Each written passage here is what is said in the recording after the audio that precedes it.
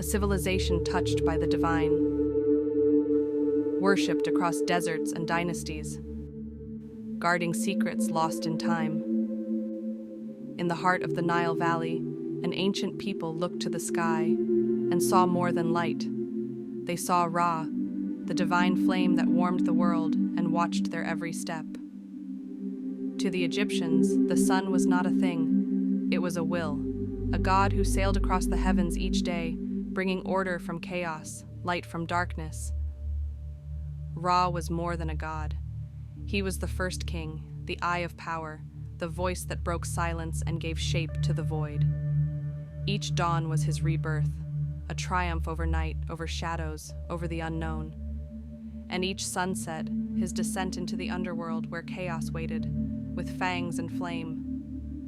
But before this divine cycle began, there was only none, the endless dark water. From these cosmic depths rose a single light, alone, radiant, and eternal. Ra emerged, and the story of everything began.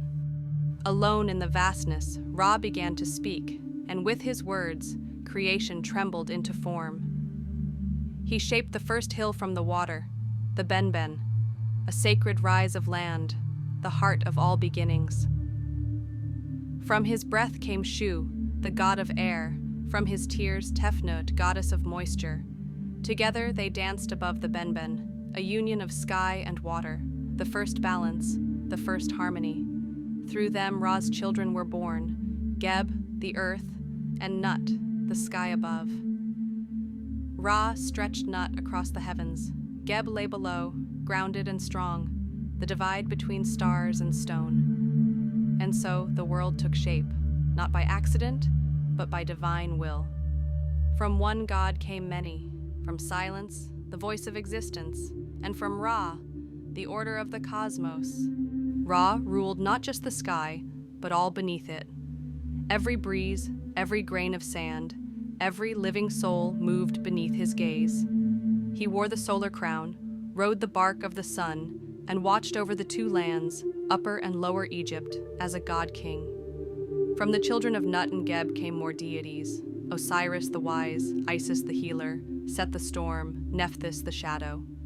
Each played a role in Ra's grand design, rulers, rebels, protectors, and betrayers, all born of his legacy. The divine world flourished, temples rose, the Nile flowed like a sacred artery through his creation.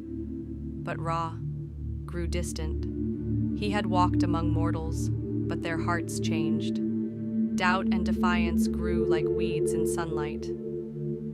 The great god saw the frailty of man, and in that moment he chose the sky, to rise above and rule from afar. Thus began a new era. Gods moved like stars in the heavens, and Ra began his eternal journey through day and night. When the sun fell, Ra did not sleep. He journeyed into the realm of the dead, Duat, the underworld. Through 12 dark gates, his solar bark sailed, guarded by gods, lit by his eternal flame.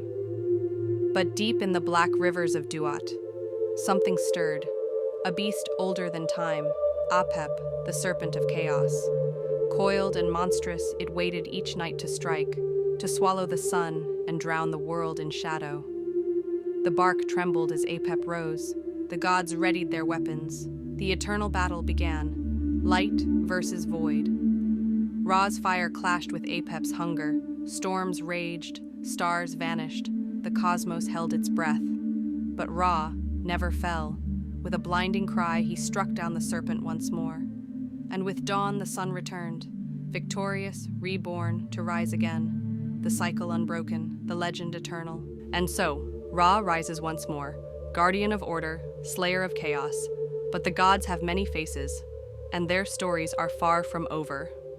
Please like and subscribe me